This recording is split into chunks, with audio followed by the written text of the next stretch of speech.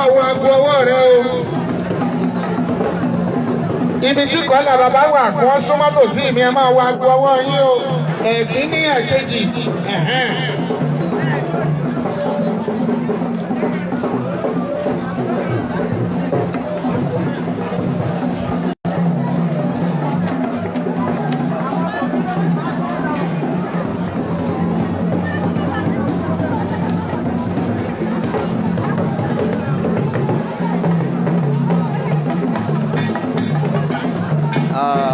Koiki Media bringing the work closer to your doorstep at Ṣakí ìlú Ṣakí náà la wà lọ́wọ́lọ́wọ́ báyìí níbi ọdún ìṣẹ̀ṣe tí ó jẹ́ ọdún bẹ̀rẹ̀ ní ìlú Ṣakí. Ọdún bẹ̀rẹ̀ yìí òun ni à ń pè ní ọdún oko ní ìlú Ṣakí tí kábíyèsí ọba wa Ọ̀kẹ́rẹ́ ti ìlú Ṣakí jẹ́ pé gbogbo ọdọọdún náà ni wọ́n máa ń ṣe ọdún yìí láti ìgbà ìwáṣẹ̀ náà ni ọdún yìí ti wà.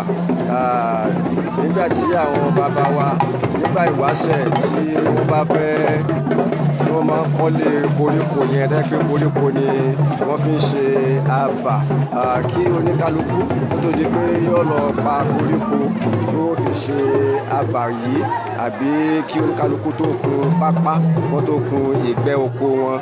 Náà ni kábíyèsí ti Ọ̀kẹ́rẹ́ ti ìlú Ṣakí wọ́n ti kọ́kọ́ ju oko yìí. Tó bá ju oko yìí tán lẹ́yìn náà gbogbo ẹni tí ó bá fẹ́ kọ́ ilé rẹ̀ nígbà ìwáṣẹ̀ tó fẹ́ fi koríko tí wọ́n máa fi ń bo ilé ọ̀rẹ́ pé òun ní páànù nígbà yẹn ni wọ́n ṣẹ̀ṣẹ̀ máa lọ ṣe kíni wọ́n á ṣẹ̀ṣẹ̀ máa lọ ṣe iṣẹ́ wọn. Àbẹ́ tó bá fẹ́ kun ìgbẹ́ láti lè jẹ́ pé wọ́n fẹ́ dáko sí orí ilẹ̀ tó wà tí gbé ti kún bẹ̀. Ọdún yìí náà ni ó tún wáyé ní ọdún yìí tí ń ṣe ọdún 2025 ní ìlú Ṣakí ilé Ògún ọ̀rọ̀ kí àgbẹ̀dẹ ọ̀rọ̀ bàbá. Gbogbo lóyè gbogbo àwọn ológun náà ni wọ́n máa ń wá sí ibi ọdún yìí. Àwọn bàbá tí ẹ̀ ń wò tí mo wà níwájú wọn yìí àwọn bàbá ọba náà ni ẹ̀ ń wò yìí láwọn ìdílé. Gbogbo olórí tó jẹ́ jagunjagun nílùú Ṣakí gbogbo náà ni wọ́n máa wá sí pálásì lénìí láti wá kí bàbá fún ọdún bẹ̀rẹ̀. Àwọn bàbá ọba náà lè ń wò yìí. Ẹ̀rọ bá mi sà ẹ̀rọ sà abẹ́kẹ́ bá wa kí àwọn èèyàn wa nínú ilé ọdún tí a ń ṣe ọba ọpẹ́. Gẹ́gẹ́ bí Aláàjì Oyèsàdé ọmọ ọba akérògbò mọ̀lẹ́bí lápapọ̀ àti ìsàmọ́dún èyí ò ní jáde mọ́ àtúnṣe ẹ̀mí bàbá wa kábíyèsí wa náà Ọlọ́run wọ́n sàlọ́rẹ̀ ní wọn yẹ́mi wú fún wọn pẹ́pẹ́pẹ́ tí wọ́n mọ orí sí àṣẹ lẹ́nu wọn Ọlọ́run jọ mọ́ dalẹ̀ Ọlọ́run mọ́ dàbí wọn lọ́wọ́ àti ìsàmọ́dún. Bàbá mi ẹ ṣeun sà bàbá mi ǹjẹ́ lè bá wa sọ díẹ̀ nípa ọdún yìí ìdí pàtàkì tí a fi ń ṣe ọdún bẹ̀rẹ̀. Ìdí pàtàkì náà fi ṣe ni pé gẹ́gẹ́ bí àṣà àwọn bàbá wa tá a bá lọ́wọ́ wọn tí wọ́n mọ̀ ń ṣe ní àsìkò báyìí ní ẹ̀dá mọ́ fi ṣe ìrántí ọdún wọ́n ń pè ní ọdún bẹ̀rẹ̀. Lọ́dọọdún gbogbo àwọn bàbá wa síwájú náà wọ́n mọ̀ ń ṣe àwa ni ó sì gbọ́dọ̀ sọ àṣà nínú ẹ̀ẹ́dẹ́rì bí àṣà ń bẹ òfin bẹ gẹ́gẹ́ bí àṣà ìlú wa fún ọba kábíyèsí wa. Bàbá mi sà fún gbogbo àwọn èèyàn wa tí wọ́n wà ní òkè òkun tí a ò mọ̀túmọ̀ bẹ̀rẹ̀ ọdún yìí kí ló rọ̀ mọ́ kí ni pàtàkì ọdún yẹn gangan. Ìlú ó lè tùgbà kó lè tùsẹ́ náà ní ọdún bẹ̀rẹ̀ fún ìlú Ṣakí lápapọ̀ gbogbo àwọn èèyàn wa náà tó sì wà ní òkè òkun ìjọya lọ́hùn ní àwọn àgbààgbà wọn ti mọ̀ pé tó bá ti dàsìkò yìí ọdún bẹ̀rẹ̀ ń bẹ ó sì mọ̀ tọ̀wá ní òkú náà ṣe bí ọba bá ti ń ṣàdúrà ọba ti ṣàdúrà àdúrà náà ni ọba wa di ọdún tó ń bọ̀ wá.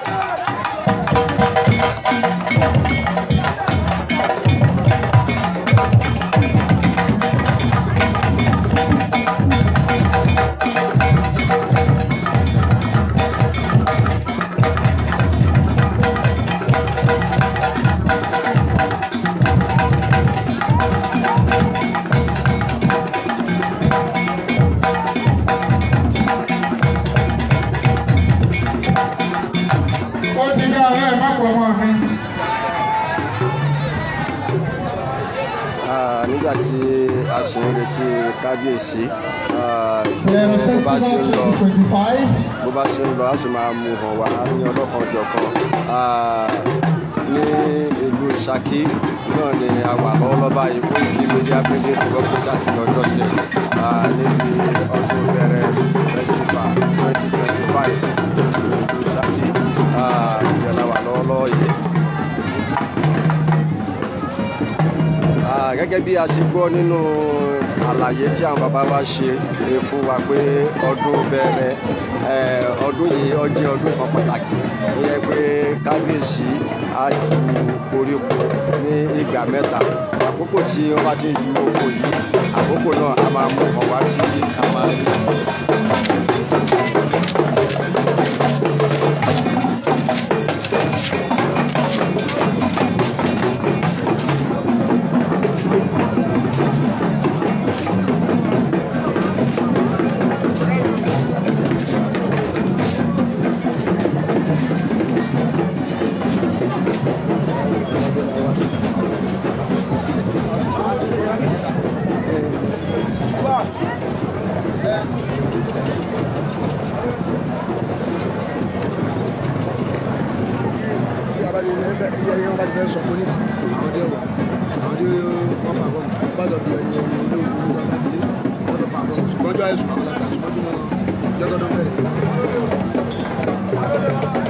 Koiki Media Brigade the work presenting on downstairs at ìlú Ṣakí land Ọ̀yọ́ state ní Òkè Ògùn ibẹ̀ la wà lọ́wọ́lọ́wọ́ báyìí bẹ̀rẹ̀ festival.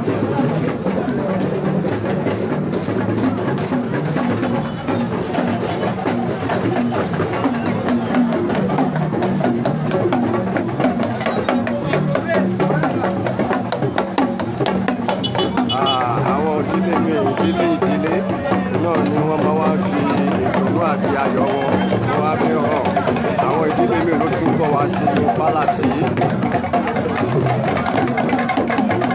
ẹni tó jẹ́ aṣáájú ogun nílùú Ṣakí ní ayé ìgbà ìwáṣẹ̀ àwọn náà máa wá gbogbo ẹ̀ la máa fi hàn wá.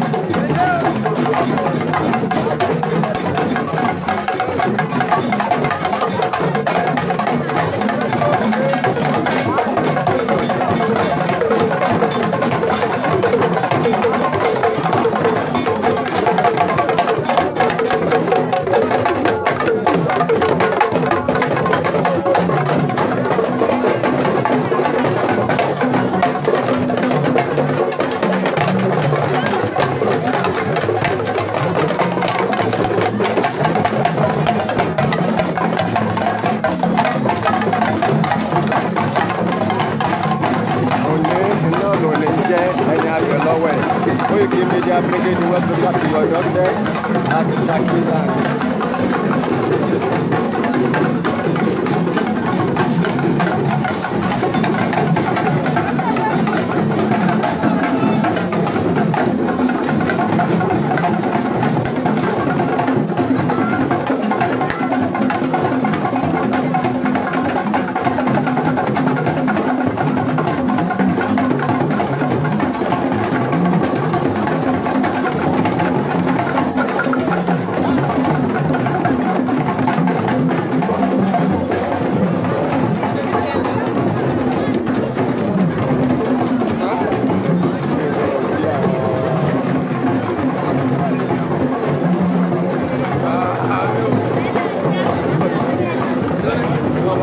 tẹ̀lé. Owó làbí ọlábí tọ́ ọmọ ọba ẹ káàbọ̀ o. Bàbá ọba ẹ̀yin ọmọ màmí owó làbí ọlábí tọ́. Bàbá ọba mi sí ilé ẹ káàbọ̀ fún ọdún ìtọ́dún yìí o. Àmì ó ṣọ̀fọ̀ akú ọdún ìwọ́ lọ. Owó làbí ọlábí tọ́. Kábíyèsí ìtẹ̀rẹ́ ní ká máa wọlé ní ká máa rọra o. Ìgbà ọdún kan fún ọkùnrin yìí.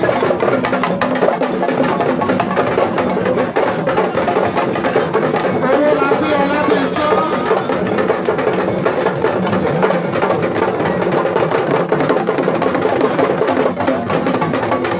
Ọmọ àgbẹ̀ máyàmáyà.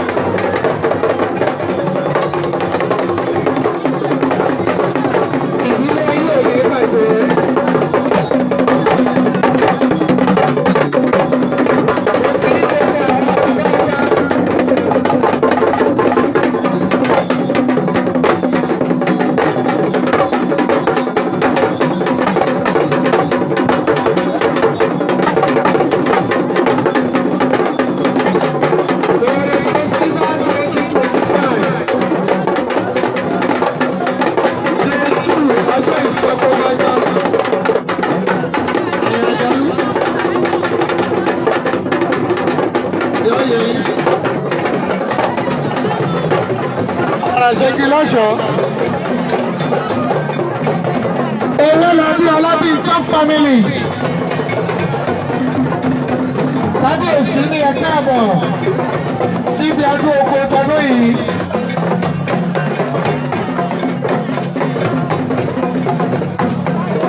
Mary Jayford ó kí ọ.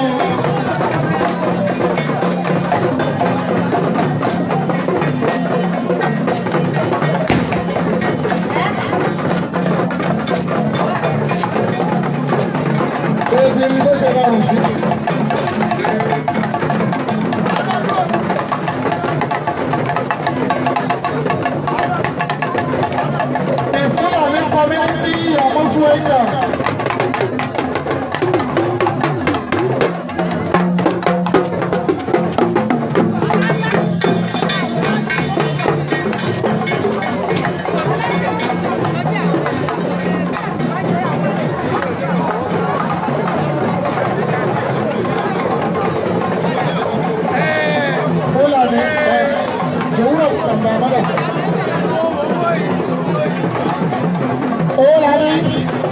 Ọlábíntọ́ family di ọ̀ṣọ́dún bí náà wọ́n bí Buhari ilé.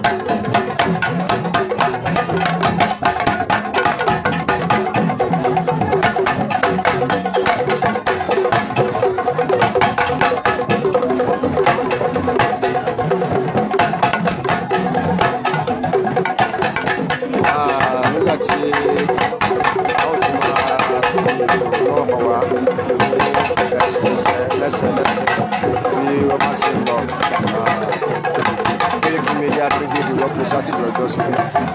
Òde ọ̀dà. Òde ọ̀dà.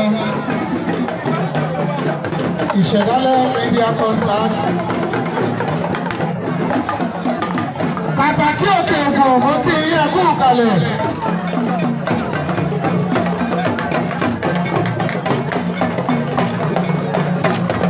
Àwọn ìdílé wo ló ti yọ lábẹ́ yìí?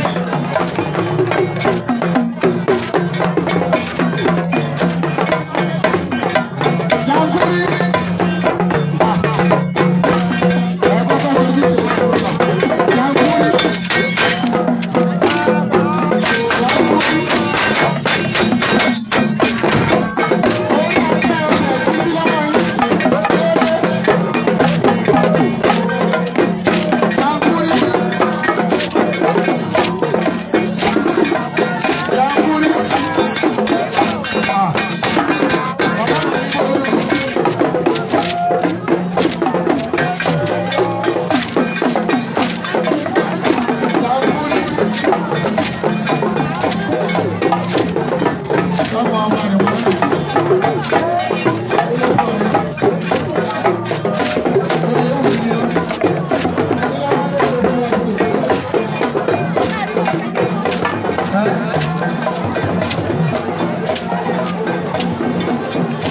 Ẹ ṣeun.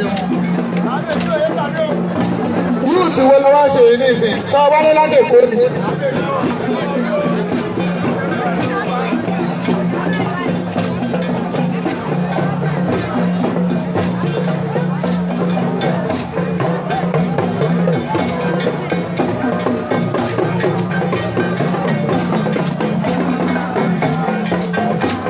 Ìdílé ọ̀bẹ̀rẹ̀ Jàǹkúrí ẹ̀ka àbọ̀ o. Kábíyèsí ní ká ẹ máa wọlé.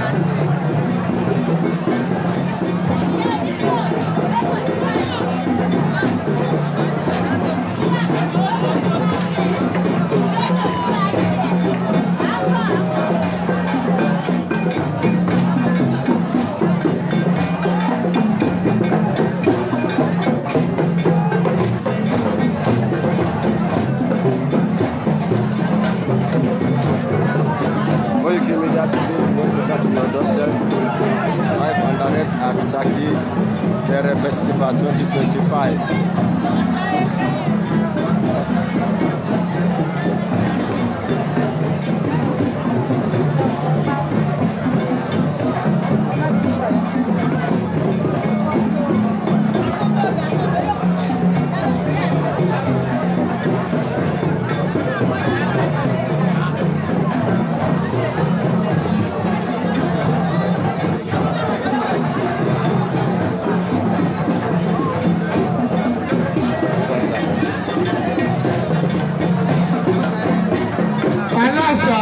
Tilẹ̀ Ṣakí ẹkú kalẹ̀. Láàní àgbèrè kábíyèsí ọ̀kẹ̀rẹ̀ ẹkú kalẹ̀. Ìkọ́lọ̀bà ẹkùn ẹkú kalẹ̀. Ẹ bá mi kí ìyálóde ọ̀kẹ̀rẹ̀ Tilẹ̀ Ṣakí. Olóyè Síníbátù Àgbékẹ́ Jímọ̀. Ọmọ ogun larí igun àlágbògbò igun tọ́lọ́wọ́ tí fẹnu gbẹ́bọ̀ bàgẹ̀bàgẹ̀ lẹ́yìn àwọn àgbà. Ìyálóde òkè ehò ló kí wọn. Ọ̀tún ìyálóde òkè ehò ló kí wọn. Ìyálóde ìlú àlọ́rẹ̀ẹ́ ló kí wọn. Ìyálóde tẹ́dẹ́ ló kí wọn. Ìyálájẹ́ òkè ehò ló kí ẹ̀yin náà.